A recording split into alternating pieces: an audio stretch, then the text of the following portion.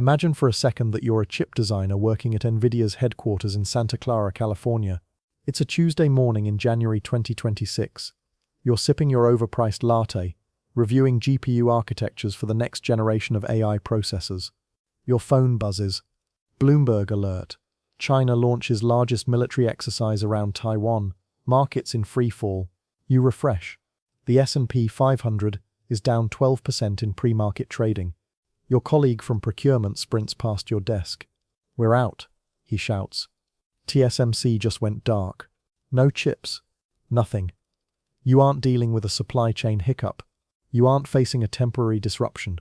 You're staring at the collapse of the entire global technology sector.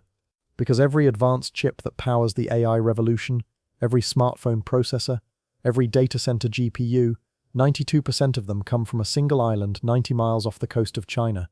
An island that Beijing considers a renegade province. An island that Xi Jinping has vowed to reunify with the mainland.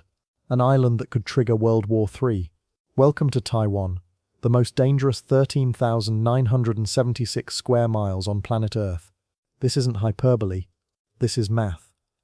Bloomberg Economics estimates that a Chinese invasion of Taiwan would cost the global economy $10 trillion, equal to 10% of global GDP. That's twice the economic damage of COVID-19. It dwarfs the war in Ukraine. It makes the 2008 financial crisis look like a rounding error. Today, we're going to examine why this tiny island has become the most critical flashpoint in global geopolitics, how the world painted itself into a technological corner with no escape route, and why the clock is ticking faster than anyone wants to admit. Buckle up. This is going to be uncomfortable. 1. The silicon cage. How one company holds the world hostage. Let's start with a fact that should terrify you. Taiwan Semiconductor Manufacturing Company, TSMC, produces over 90% of the world's most advanced semiconductors. Not 50%. Not 60%. 90%. This single company, headquartered in a science park in Hunsinchu, Taiwan, is responsible for manufacturing the chips that power your iPhone, your laptop, your car, your refrigerator, and the AI systems that are reshaping civilization. Apple, NVIDIA, AMD, Qualcomm, Broadcom, all of them design chips. But they don't make them.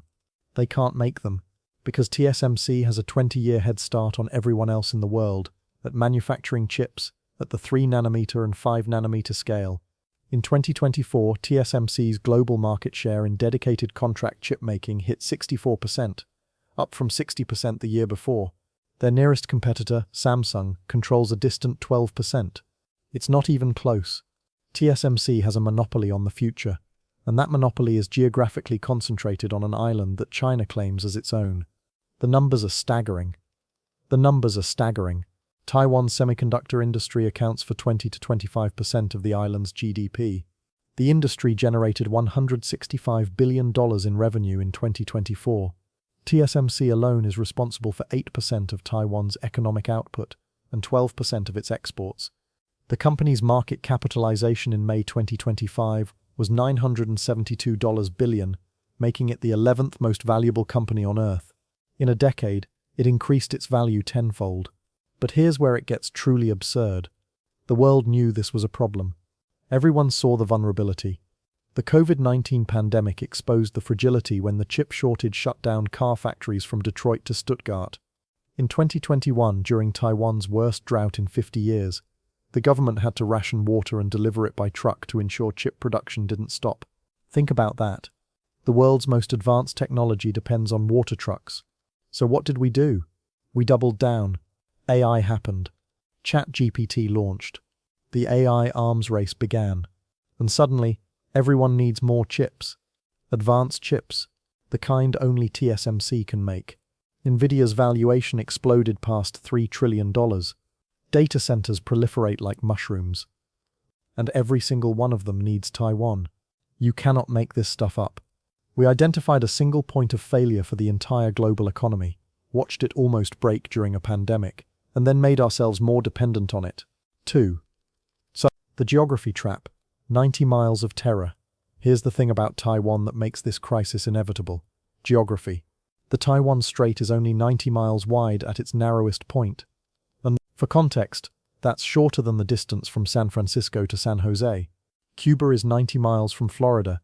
The English Channel is 21 miles wide, and that was enough to protect Britain for centuries. Taiwan has 90 miles of water between it and a nuclear superpower with 2 million active military personnel. But it gets worse. Taiwan isn't just close to China. It's strategically positioned at the exact center of what military planners call the first island chain. This chain runs from Japan through Taiwan to the Philippines, forming a natural barrier that boxes in the Chinese Navy. Control Taiwan, and China breaks out into the Pacific. Lose Taiwan, and China remains contained. For Xi Jinping, Taiwan isn't just about national pride or historical grievances. It's about breaking free from strategic encirclement. The shallow waters west of the first island chain make it nearly impossible for Chinese submarines to operate undetected. Taiwan's eastern waters are deep enough for ballistic missile submarines to hide and maintain a credible nuclear deterrent. Militarily, Taiwan is the cork in the bottle. And Beijing knows the clock is ticking. The Pentagon's 2025 China Military Power Report confirms that Xi Jinping has set a deadline. By the end of 2027, the People's Liberation Army must have the capabilities required to invade Taiwan and defeat American intervention. That's the centennial military building goal, marking 100 years since the founding of the People's Liberation Army. In December 2025, China conducted what it described as its largest Taiwan-focused military exercises to date. Live fire drills, simulated island encirclement, blockade operations. This wasn't saber-rattling, this was rehearsal. US intelligence agencies estimate China could achieve the necessary military capabilities for a successful invasion attempt between now and 2028. We are, quite literally, living inside the danger window right now. Taiwan's defenders point to the island's geography as its saving grace. And they're not wrong. Amphibious invasions are the most complex military operations in history. The D-Day landings in Normandy involved 156,000 troops crossing the English Channel. A Chinese invasion of Taiwan would need to be larger, more complex, and executed across 90 miles of open water, under constant surveillance from American satellites and Taiwanese defenses. Taiwan's coastline is a defender's dream and an invader's nightmare. Most beaches lead directly into either miles of open rice paddies where armored vehicles sink, or dense urban centers where every building becomes a fortress. The island's spine is a mountain range with peaks over 12,000 feet. Amphibious assault planners call this terrain highly unfavorable, but here's the terrifying part. China is building the capability anyway. They're not stupid. They've watched Russia's failures in Ukraine. They've studied D-Day. They know it's hard. And they're preparing for a prolonged, high-intensity conflict that could last months, not weeks. The PLA has shifted from expecting a quick decapitation strike to planning for a sustained logistics nightmare involving urban warfare, cyber attacks, and information operations. 3. The $10 trillion question. Economic Armageddon. Now let's talk about what actually happens if China pulls the trigger. Not just to Taiwan, not just to the semiconductor supply chain, to everything. Taiwan's economy would be decimated. Bloomberg Economics estimates a 40% collapse in GDP in the first year of conflict. To put that in perspective, the Great Depression saw US GDP fall 30%. Taiwan's population and industrial base are concentrated along the western coast, exactly where the fighting would occur. Factories would be destroyed. Ports would be unusable. TSMC's fabrication plants in Hsinchu could be rubble. China's economy would suffer a 16.7% GDP hit. Despite being the aggressor, Beijing would face international sanctions, loss of trade access, and the reallocation of resources from economic development to warfighting. And here's the bitter irony. China currently receives over half of Taiwan's chip exports. They would be bombing their own supplier. The United States would see GDP drop 6.7% in the first year. We're far from the battlefield, but our economy is deeply intertwined with Asian electronic supply chains. Apple alone relies on Taiwan for its chip manufacturing. Every iPhone, every MacBook, every iPad gone, the entire consumer electronics industry would grind to a halt. For the world as a whole, GDP would fall 10.2%. South Korea, Japan, and other East Asian economies would be devastated. The Taiwan Strait is one of the busiest shipping lanes on the planet. A conflict would disrupt 12% of global trade. Shipping insurance would skyrocket. Supply chains would collapse. But the semiconductor shortage would be the real killer. Globally, 5.6% of total economic value comes from sectors using chips as direct inputs, nearly $6 trillion worth of economic activity. When TSMC goes offline, everything stops. Car factories, data centers, medical equipment manufacturing, defense contractors. The total market cap of TSMC's top 20 customers is $7.4 trillion. That wealth evaporates overnight. Let's be specific about what this means for you. But your new car? Not happening. No chips for the engine control unit. Your smartphone upgrade? Forget it. The AI revolution everyone's betting on? Dead in the water. The data centers running ChatGPT and every other generative AI model? They'd start cannibalizing existing hardware because there's no new supply. And here's the nightmare scenario that keeps Treasury officials up at night. China doesn't even need to invade. A blockade would be enough. Cut off Taiwan's trade, surround the island with ships and aircraft, and wait. No shots fired. No international outcry over civilian casualties. Just economic strangulation. Bloomberg estimates a blockade scenario would cost the global economy $2.70 trillion. Still catastrophic, but politically easier for Beijing to justify. We're just getting started.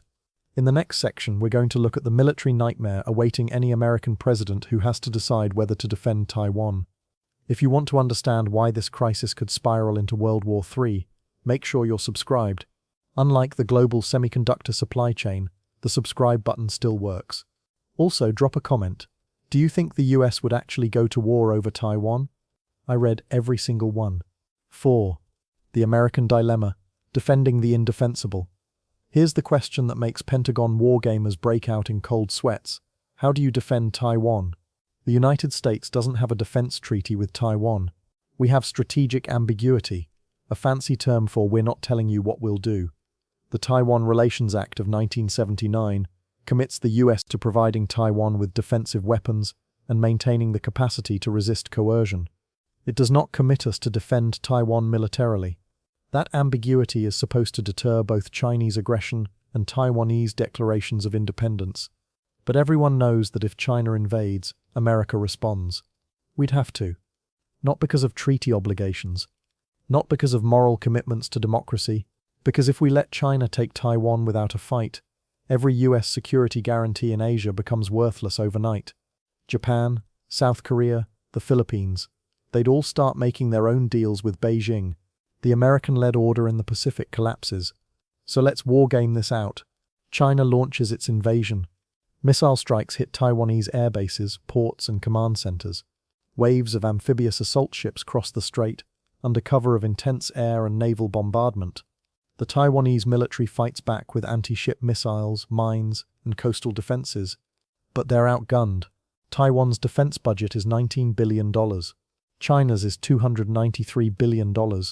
The US has roughly 18,000 Marines stationed in Okinawa, Japan, less than 300 miles from Taiwan.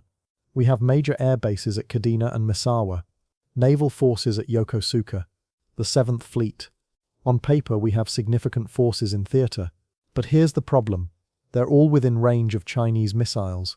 China's DF-21D and DF-26 anti-ship ballistic missiles can hit targets 1,500–2,000 nautical miles from the Chinese coast. That covers every US military installation in Japan, every Navy ship in the Western Pacific, and Guam. The Pentagon's own war games consistently show massive US casualties in the opening days of a Taiwan conflict. The Center for Strategic and International Studies ran 24 iterations of a Taiwan invasion scenario. In the most realistic base case, the US loses 2 aircraft carriers, 10-20 destroyers and cruisers, 200–400 aircraft, and up to 10,000 personnel. And that's if we win. Success in these war games means preventing a Chinese occupation of Taiwan, not achieving a clean victory. The island would be devastated. The Chinese fleet would be shattered. American naval dominance in the Western Pacific would be broken for a generation. But Taiwan survives as a political entity, barely. Now here's where it gets truly insane. Nuclear escalation. Both China and the United States have nuclear weapons. Both have committed to no first-use policies. But when you're losing a conventional war, and your core interests are at stake, those commitments get fuzzy fast. If American carriers are sinking and thousands of Americans are dying, Does Washington consider tactical nuclear strikes on Chinese invasion fleets? If the US starts bombing mainland China, does Beijing respond with nuclear weapons to defend its homeland? Every serious analysis of a Taiwan conflict includes the phrase risk of nuclear escalation. That's not fear-mongering. That's sober strategic assessment from people whose job is to think about these scenarios every day. 5. The illusion of deterrence. Why the Silicon Shield is cracking. For years, Taiwan has relied on what strategists call the Silicon Shield. The theory is simple. Taiwan's semiconductor dominance makes the island too valuable to destroy. China needs those chips. The world needs those chips. Therefore, nobody would dare attack Taiwan because the economic consequences would be catastrophic for everyone, including the attacker. It was a clever theory. It was also wrong. The Silicon Shield suffers from a fatal flaw. It assumes rational economic calculation will override political imperatives. But Xi Jinping didn't consolidate power, purge rivals, and eliminate term limits to preside over the permanent separation of Taiwan. Reunification is the Chinese Communist Party's ultimate political prize. It's the unfinished business of the Civil War. It's Xi's legacy project. And here's the thing that Taiwan optimists don't want to admit. The Silicon Shield is already weakening. TSMC is diversifying. Under pressure from the US government and rising geopolitical tensions, TSMC pledged $100 billion to build fabrication plants in Arizona, 6 fabs, 2 packaging facilities, and an R&D center. Production began in late 2024. By 2030, Arizona will produce about 1/5 of the world's most advanced chips. TSMC is also expanding in Japan and Germany. They're building supply chain redundancy, which is great for global economic resilience, but it means Taiwan is becoming less indispensable. The shield is thinning, and Beijing is watching. Some analysts argue the opposite, that Taiwan's semiconductor centrality actually increases the risk of conflict. If China believes Taiwan's strategic value will decline over the next decade as chip production diversifies, they have an incentive to act sooner rather than later. Strike while Taiwan is still irreplaceable. Seize the leverage before it dissipates. Meanwhile, China is building its own semiconductor capabilities. They're pouring hundreds of billions into domestic chip manufacturing. They're recruiting Taiwanese engineers. In August 2025, TSMC announced that 8 employees, 2 current, 6 former, had been arrested for illegally acquiring trade secrets related to their 2-nanometer process. One went to work for Tokyo Electron, a partner of Japan's Rapidus Semiconductor Initiative. The technology is leaking. China will never match TSMC's technological lead, but they don't need to.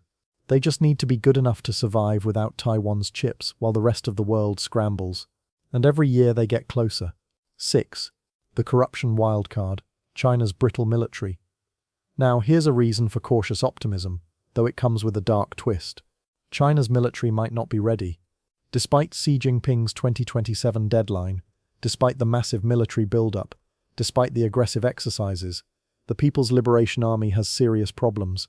The 2025 Pentagon report documents extensive corruption scandals involving senior military officers and defense contractors, malfunctioning missile silo lids, the first Zhu-class submarine sinking pierside during preparations for sea trials, equipment that doesn't work, personnel whose loyalty was purchased, not earned. The PLA hasn't fought a war since 1979. No institutional combat experience. No battle-tested junior officers.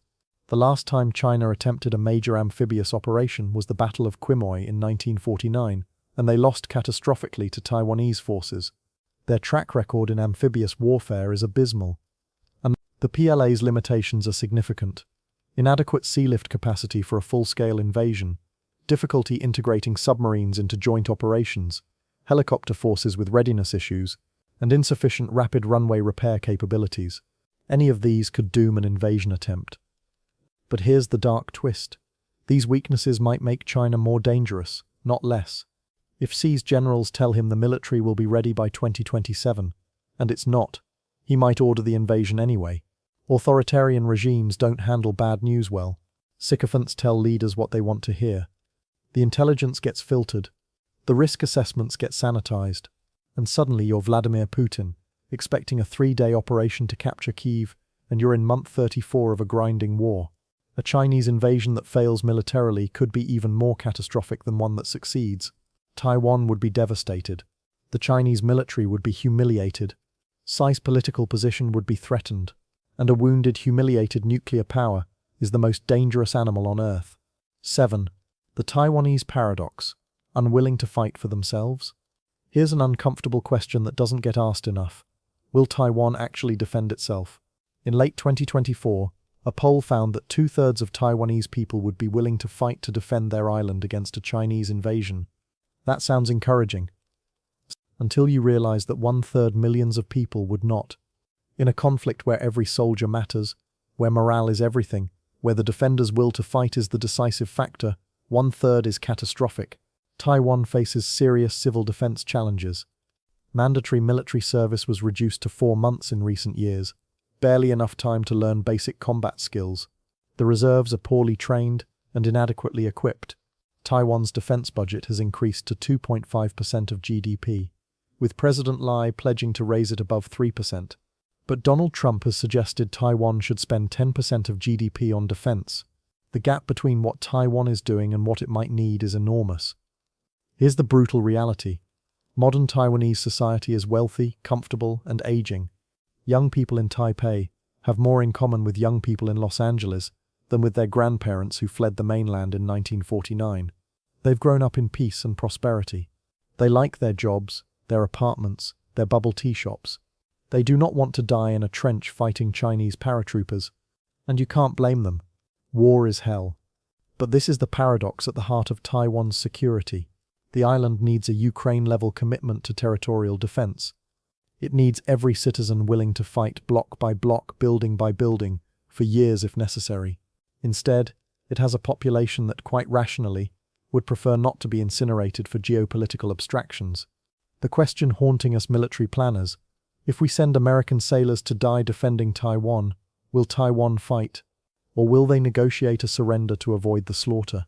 Because if Taiwan won't fight, why should we? 8. The canary in the coal mine.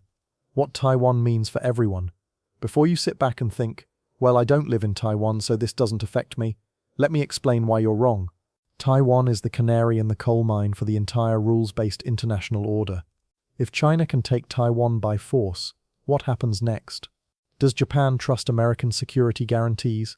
Does South Korea? Does the Philippines? The answer is no. They don't. They can't. Every country in Asia starts making accommodation with Beijing. They build their own nuclear weapons or accept Chinese dominance. The Pax Americana in the Pacific, the framework that has prevented major wars for 70 years, collapses. We enter a new era of regional hegemony, arms races, and instability. The precedent extends beyond Asia. If the United States won't defend Taiwan, why would Europe believe we'd defend Estonia from Russia? American credibility becomes a joke. NATO becomes meaningless. Every revisionist power on Earth gets the message: take what you want. America won't stop you. But let's bring it back to immediate, tangible impacts on your life. The technology in your pocket, in your car, in your house, it all depends on Taiwan. The AI revolution that's supposed to transform healthcare, education, and productivity, it requires cutting-edge chips that only Taiwan can produce at scale. Remove Taiwan from the equation, and the 21st century grinds to a halt. We are living through a unique moment in history, where a single island contains both the most advanced technology on Earth and the greatest geopolitical risk. Those two facts aren't coincidental. They're connected. And Taiwan is valuable because of its technology. Taiwan is endangered because of its technology. And we are all trapped in this dependency with no easy way out. 9. The countdown. Where we are right now. So where does this leave us in January 2026? Right in the middle of the danger zone. Every major intelligence agency agrees. The risk of conflict over Taiwan is higher now than at any point since the 1950s. The Davidson window, named after Admiral Phil Davidson's 2021 warning that China could be ready to invade by 2027, is wide open. We are inside the window. The clock is ticking. China conducted its largest ever military exercises around Taiwan in December 2025. These weren't symbolic, they were operational tests. Blockade scenarios, island encirclement, live fire drills.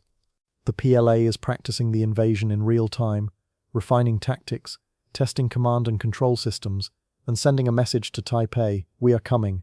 Get ready."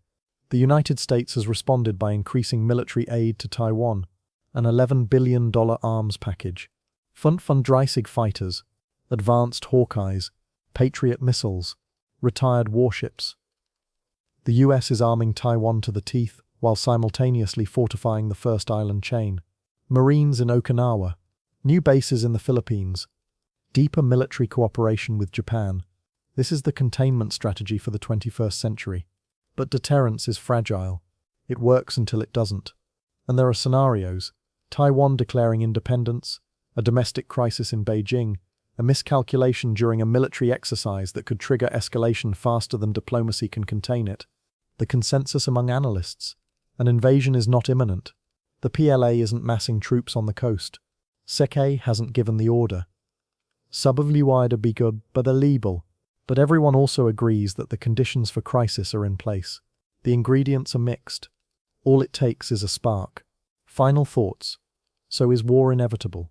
Is Taiwan doomed to become the flashpoint that triggers World War III? Not necessarily. Deterrence can still work. The economic costs of war are real for everyone, including China. Xi Jinping isn't suicidal. He understands that a failed invasion would end his political career and possibly the Communist Party's hold on power. The PLA's corruption and inexperience create real doubts about whether they could execute a successful invasion even if ordered. The United States and its allies are working to make invasion prohibitively expensive, fortifying Taiwan's defenses, building alternative semiconductor supply chains, demonstrating resolve. If Beijing believes that invading Taiwan means losing a war with America, watching the Chinese economy collapse, and facing possible nuclear escalation, they might just decide it's not worth it. But here's what keeps me up at night. The math is relentless. China's military capabilities are improving every year. Taiwan's relative power is declining. The United States is distracted, divided, and exhausted from 2 decades of Middle Eastern wars. The window for peaceful resolution is closing. Time is not on Taiwan's side. Every year that passes without reunification strengthens Taiwanese national identity. Every year that passes gives Taiwan more reasons to say no to Beijing's offers. And every year that passes brings Xi Jinping closer to the end of his political life, with his legacy incomplete. The tragedy is that everyone would be better off maintaining the status quo. Taiwan gets to remain de facto independent. China avoids a catastrophic war. The United States preserves its alliances. The global economy keeps humming. But the status quo is inherently unstable, and no one is satisfied with it. For you, the lesson is this: pay attention to Taiwan. Not because you care about semiconductor supply chains or geopolitical theory, but because what happens in the Taiwan Strait will determine whether your children inherit a world of peace and prosperity, or one of great power conflict and economic collapse. Taiwan is the most dangerous place on Earth, not because war is inevitable, but because the consequences of war would be so catastrophic that it almost doesn't matter whether it's inevitable or not. The risk is enough. The potential damage is enough. And the world has placed itself in a position where it has no choice but to care desperately about the fate of this tiny island 90 miles from China. If you want to understand what happens next in the new Cold War, you need to watch our upcoming video on America's Pacific strategy and why Okinawa might be the new Berlin. And if this video made you rethink what you thought you knew about Taiwan, hit that like button. It helps the algorithm, unlike international diplomacy which seems to help no one. See you in the next one.